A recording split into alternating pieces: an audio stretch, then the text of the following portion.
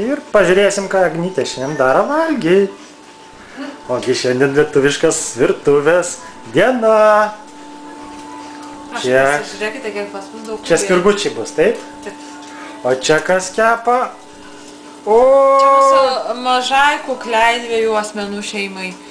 2 asmenų šeimai. Man atrodo, užteks. Čia kugelis.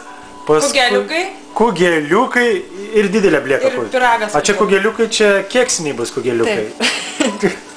Aišku, nu, biškį sumerikoniėjame, dabar keksiniai kugeliai pas mus. Da, mūsų virtuvėlė. Pas jūs jau naktis.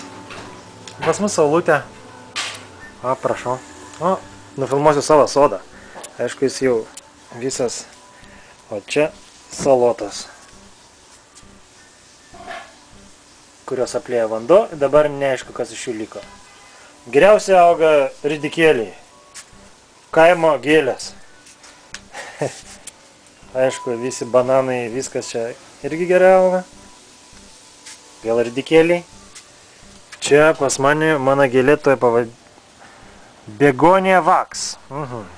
Visai nieko, bet voverės nuvertė, tai sulūža biškį. Čia auga salotas. Čia ridik, neridikai, čia petruška. Čia nežinau, o čia palmę augino. Va, palmę augino. Dar biškį lauke turiu. Tuoj sekundę.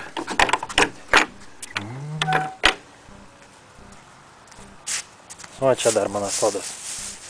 Čia krapai, čia svagūnai, čia salotas, o ten neaišku. Nu, pas mus viskas žydė. Gražu, šilta.